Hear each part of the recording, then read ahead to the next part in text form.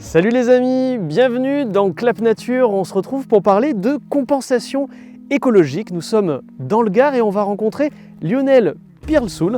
Il est directeur de l'agence Gard du Conservatoire d'Espaces Naturels Occitanie. Nous allons parler donc de compensation. En quoi cela consiste? Qu'est-ce que c'est exactement? On va essayer de retrouver Lionel. Je crois qu'il est dans la garrigue et je crois qu'il va falloir le retrouver avant qu'il pleuve. Allez, venez!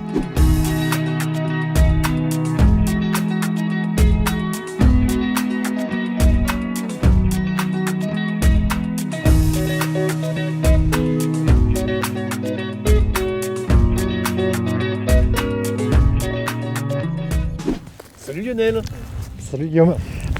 Toi tu es responsable de l'antenne départementale du Gard C'est ça. Au Conservatoire d'Espaces Naturels Occitanie et notamment tu t'occupes beaucoup de compensation. Oui. Alors qu'est-ce que c'est exactement la compensation? Alors attention, la compensation écologique. Oui.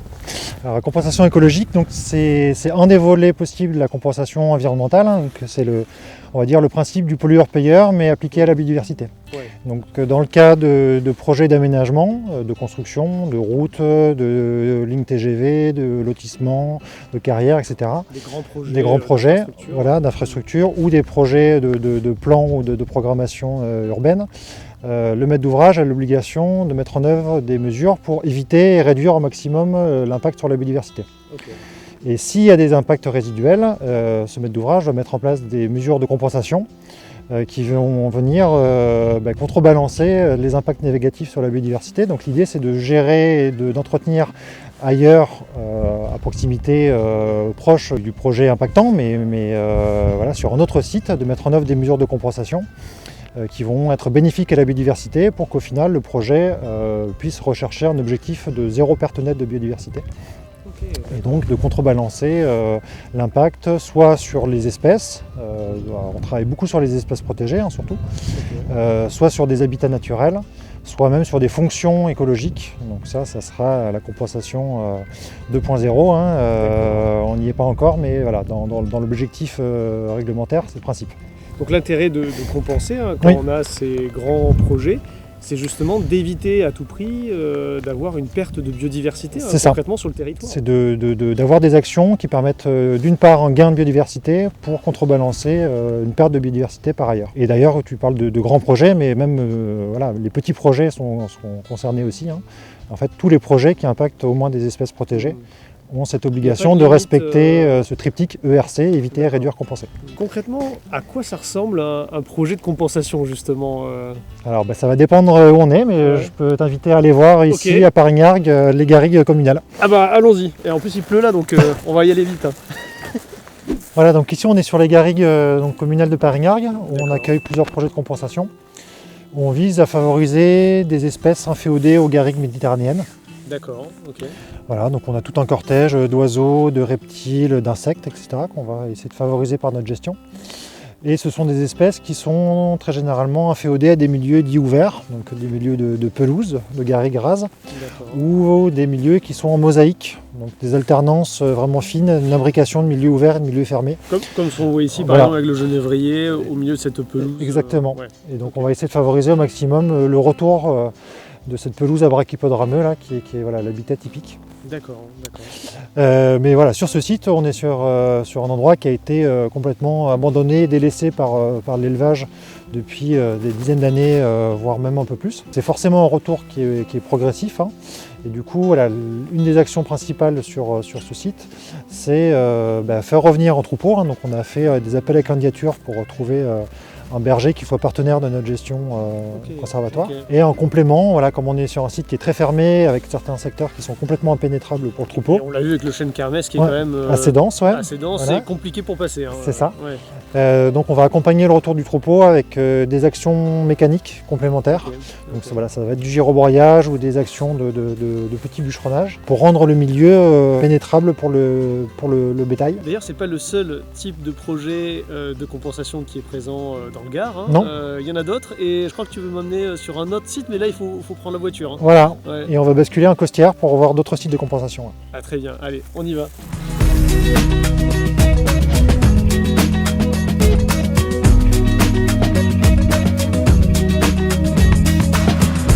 Alors Guillaume, là j'ai voulu t'emmener donc sur la commune de Galargues, donc on est un petit peu plus dans la plaine des Costières là, on est descendu des Garrigues. Et je voulais te montrer une autre façon de faire de la restauration écologique, mais cette fois-ci sur des cours d'eau. Oui, d'accord. Voilà. On est juste à côté de ce cours d'eau-là. Voilà. Comment il s'appelle? Alors c'est la Cubelle, La Cubelle. un petit affluent du Vistre. Et donc là, c'est le cours d'eau tel qu'il était il y a 2-3 ans, là, donc avant restauration. Ok. Donc c'est des cours d'eau qui ont pas mal subi d'aménagement par l'homme au fil des décennies. On est sur des profils qui ont été complètement recalibrés, avec des berges très abruptes, et puis une section du cours d'eau qui est complètement disproportionnée par rapport au débit. Okay. C'est pas du tout une section naturelle. Là. Voilà, pas du tout. C'est quelque chose qui a été aménagé. Qui a été complètement aménagé, canalisé, on va dire presque. On a transformé les cours d'eau en fossé ou en canal. Et donc, finalement, un débit qui est quasiment nul. Maintenant, voilà, l'eau ne coule pas, et ce qui induit aussi des phénomènes d'envasement assez importants. Et donc, un cours d'eau où il n'y a quasiment plus d'oxygène dedans, quoi. Une vie aquatique qui est vraiment dérisoire. Quoi. Ouais, d'accord. Okay. Voilà. Donc sur ce cours d'eau, un petit peu plus en aval, on a travaillé sur un programme de restauration morphologique du cours d'eau. D'accord. Je te propose d'aller voir. Ah bah allez, on y va. J'ai hâte de voir le résultat. Alors Lionel, là on est monté de 200 mètres. Oui. Donc sur la Cubelle. Et c'est vrai que alors le profil a rien à voir. C'est impressionnant, avec ce qu'on a vu, c'est vraiment impressionnant. Qu'est-ce que vous avez fait concrètement pour remettre un cours d'eau, on va dire, un peu plus naturel? Ouais, alors on a fait plein de choses, mais on va dire essentiellement du terrassement en fait. Donc première étape, ça a été ce qu'on appelle la recherche sédimentaire. Donc on a apporté des matériaux pour rehausser le fond du cours d'eau, pour compenser tous les phénomènes de curage qui ont été faits depuis des dizaines et des dizaines d'années. Et ce qui nous a permis ensuite de retravailler le profil des berges. Donc on a des berges qui sont beaucoup plus douces, beaucoup moins abruptes que ce qu'on a pu voir plus en aval. Ouais. Et donc finalement, cette zone de berge, du coup, c'est une zone où la répicile va pouvoir se développer. Donc répicile, la forêt, vraiment. La fordure autour des bords du cours d'eau, c'est ça. Ouais. Puis voilà, un petit peu de remodelage pour retrouver ces phénomènes de méandres qui vont être intéressants aussi pour la dynamique du cours d'eau. Et ensuite, ça s'accompagne de plantations, des boutures de saules, des boutures de peupliers, puis des plantations d'élophytes aussi, donc de la végétation vraiment du cours d'eau, les pieds dans l'eau. Et donc ce qui est intéressant du coup après cette série de travaux, c'est qu'on a un profil de cours d'eau qui est beaucoup plus resserré, et du coup avec des faciès qui sont plus courants. Donc on appelle ça plus d'eau courante, voilà, des radiers, avec une eau qui va plus s'oxygéner et qui va être favorable notamment à certaines espèces de libellules. Donc là, en l'occurrence, on travaille sur l'agrillon de mercure, qui est une demoiselle qui fréquente ces petits cours d'eau avec un petit peu plus de courant, on va dire. Très bien. Et écoute, ça c'est vraiment un super projet et je crois que tu vas nous en montrer un dernier. Allez, un petit dernier, ouais. Ouais, c'est vers où là? Donc on va rester en Costières, on va aller sur Générac, sur une propriété du Conservatoire d'espaces naturels où on a mené une opération de restauration en faveur de l'outarde. Ah oui, donc là on passe à l'outarde. C'est ça. Très bien. Et écoute, on y va. Allez, allons-y.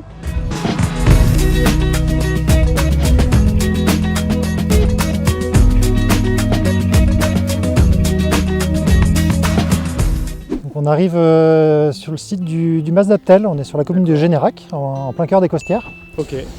Sur un site de compensation en faveur de l'outarde canepetière. Donc c'est un oiseau, c'est ça? Ouais, c'est ça. Ouais. Un oiseau voilà, qui est on va dire, mal en point en France et se maintient en Languedoc et plus particulièrement sur le secteur des Costières où voilà, il reste une population vraiment importante qui a été quand même impactée par les travaux du TGV. Voilà, on parle d'environ 1500 hectares de compensation. Ah oui, c'est quand même costaud. Ouais. Voilà, dont ce site qui fait 70 hectares dans Soltenant. Voilà, qui a une histoire assez particulière parce qu'on est sur un site qui était occupé par un ancien verger industriel par le passé. On a du mal à s'imaginer ça en ancien verger avec rempli d'arbres. C'est ça, exactement. Donc ce verger a été impacté par un virus et donc voilà, de fil en aiguille, les arbres sont morts malheureusement et donc une fois les parcelles acquises, tous les arbres ont été éliminés, arrachés.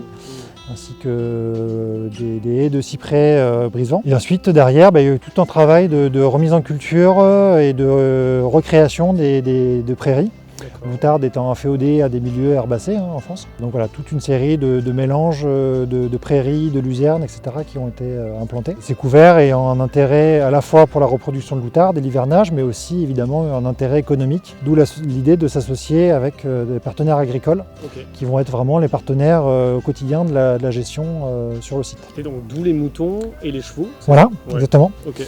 Et donc on a lancé un appel à candidature avec nos partenaires pour trouver un partenaire agricole sur le site. Et donc on a retenu une éleveuse qui était installée pas très loin d'ici. Et donc voilà, en étant attributaire de ces terrains-là, elle a pu faire la bascule sur son projet d'installation. Merci beaucoup Lionel en tout cas pour nous avoir fait visiter ces différents sites. On termine avec le soleil qui est en train de sortir. Merci d'avoir suivi cet épisode. La région Occitanie est l'une des plus attractives de France.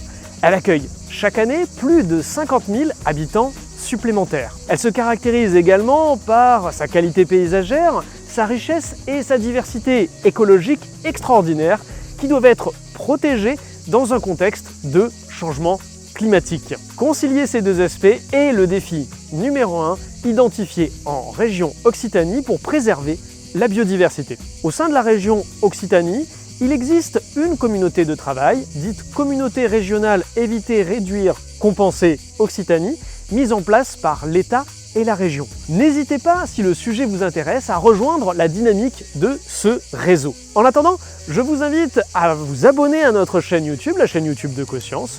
Et puis, on vous souhaite une très belle journée et on se retrouve très bientôt pour un prochain épisode. À très bientôt, ciao ciao!